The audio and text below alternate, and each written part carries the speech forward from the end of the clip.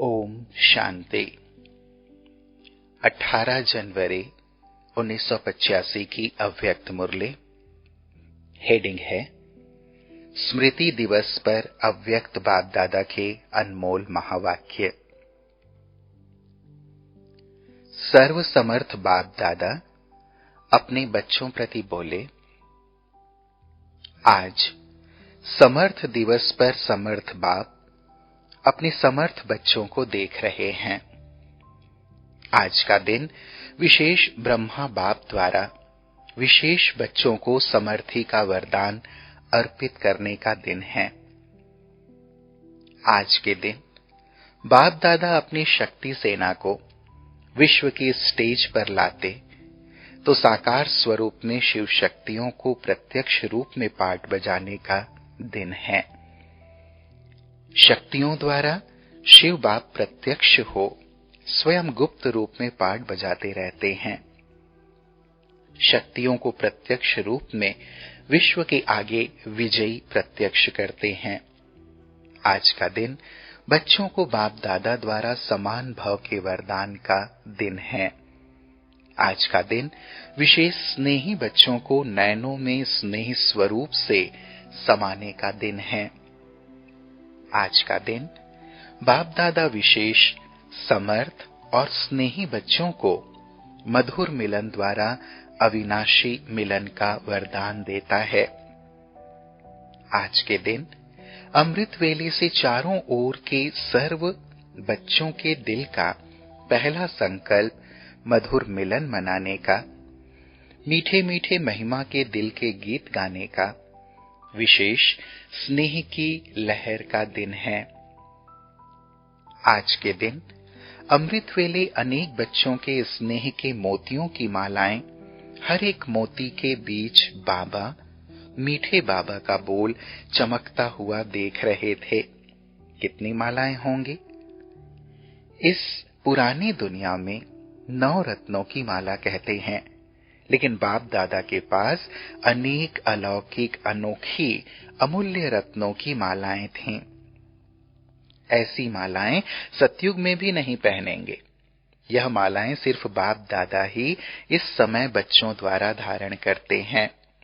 आज का दिन अनेक बंधन वाली गोपिकाओं के दिल के वियोग और स्नेह से संपन्न मीठे गीत सुनने का दिन है।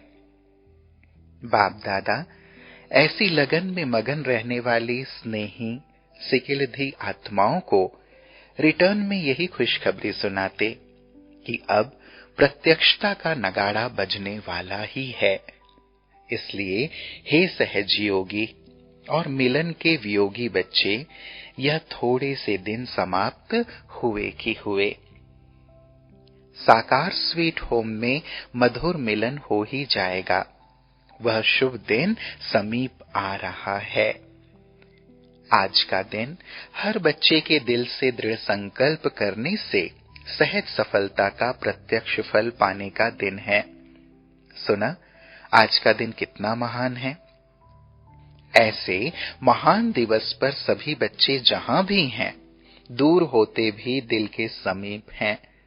बाप दादा भी हर एक बच्चे को स्नेह और बाप दादा को प्रत्यक्ष करने की सेवा के उमंग उत्साह के रिटर्न में स्नेह भरी बधाई देते हैं, क्योंकि मेजॉरिटी बच्चों की रूह-रिहान में स्नेह और सेवा की उमंग की लहरें विशेष थीं। प्रतिज्ञा और प्रत्यक्षता दोनों बातें विशेष थीं। सुनते सुनते बाप दादा क्या करते? सुनाने वाले कितने होते हैं, लेकिन दिल का आवाज दिलाराम बाप एक ही समय में अनेकों का सुन सकते हैं। प्रतिज्ञा करने वालों को बाप दादा बधाई देते, लेकिन सदा इस प्रतिज्ञा को अमृत वेले रिवाइज करते रहना। प्रतिज्ञा कर छोड़ नहीं देना, करना ही है, बनना ही है। इस उमंग उत्साह को सदा साथ रखना। साथ साथ कर्म करते हुए, जैसे ट्रैफिक कंट्रोल की विधि द्वारा याद की स्थिति को लगातार बनाने में सफलता को पा रहे हो, ऐसे कर्म करते अपने प्रति अपने आप को चेक करने के लिए समय निश्चित करो। तो निश्चित समय प्रतिज्ञा को सफलता स्वरूप बनाता रहेगा। प्रत्यक्षता के उमंग उत्साह वाले बच्चों को बाप दादा अपने राइट हैंड रूप से स्नेह की हैंडशेक कर रहे हैं। सदा मुरब्बी बच्चे सो बाप समान बन उमंग की हिम्मत से पदम गुणा बाप दादा की मदद के पात्र हैं ही हैं। सुपात्र अर्थात पात्र हैं। तीसरे प्रकार के बच्चे दिन रात स्नेह में समाये हुए हैं। स्नेह को ही सेवा समझते हैं। मैदान पर नहीं आते, लेकिन मेरा बाबा यह गीत जरूर गाते हैं। बाप को भी मीठे रूप से रिझाते रहते हैं। जो हूं जैसी हूं आपकी हूं। ऐसी भी विशेष स्नेही आत्माएं हैं। ऐसे स्नेही बच्चों को बाप दादा स्नेह का रिटर्न स्नेह तो जरूर देते हैं, लेकिन यह भी हिम्मत दिलाते हैं कि राज्य अधिकारी बनना है, राज्य में आने वाला बनना है। फिर तो स्नेही हो तो भी ठीक है। राज्य अधिकारी बनना है तो स्नेह के साथ पढ़ाई की शक्ति अर्थात ज्ञान की शक्ति, सेवा की शक्ति, यह भी आवश्यक है। इसलिए हिम्मत करो, बाप मददगार है ही। स्नेह के रिटर्न में सहयोग मिलना ही है। थोड़ी सी हिम्मत से, अटेंशन से राज्य अधिकारी बन सकते हो। सुना आज के रूहरिहान का रिस्पॉन्ड। देश विदेश चारों ओर के बच्चों की वतन में रौनक देखी। विदेशी बच्चे भी लास्ट सो फास्ट जाकर फर्स्ट आने के उमंग उत्साह में अच्छे बढ़ते जा रहे हैं। वह समझते हैं जितना विदेश के हिसाब से दूर है, उतना ही दिल में समीप रहते हैं। तो आज भी अच्छे अच्छे उमंग उत्साह के रूहरिहान कर रहे थे। कई बच्चे बड़े स्वीट हैं, बाप को भी मीठी मीठी बातों से मनाते रहते हैं। कहते बड़ा भोले रूप से हैं, लेकिन हैं चतुर। कहते हैं आप प्रॉमिस करो, ऐसे मनाते हैं। बाप क्या कहेंगे? खुश रहो, आबाद रहो, बढ़ते रहो। बातें तो बहुत लंबी चौड़ी हैं, कितनी सुनाएं, कितनी सुनावें, लेकिन बातें सभी मजे से बड़ी अच्छी करते हैं।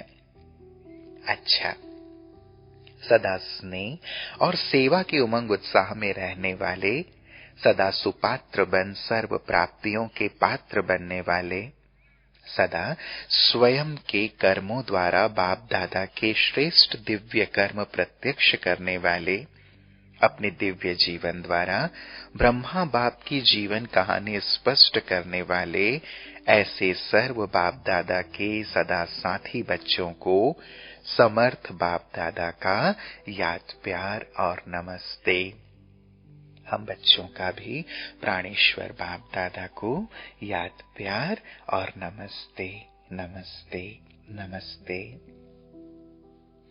दादी जी तथा दादी जानकी जी बाप दादा के सामने बैठी हैं, तो बाबा ने उन्हें देखते हुए कहा, आज तुम्हारी सखी अर्थात दीदी ने भी खास याद प्यार दी है। आज वह भी वतन में इमर्ज थी, इसलिए उनकी भी सभी को याद। वह भी एडवांस पार्टी में अपना संगठन मजबूत बना रहे हैं। उन्होंने कार्य भी आप लोगों के साथ साथ प्रत्यक्ष होता जाएगा। अभी तो संबंध और देश के समीप हैं, इसलिए छोटे छोटे ग्रुप उन्होंने भी कारण अकारण आपस में न जानते हुए भी मिलते रहते हैं।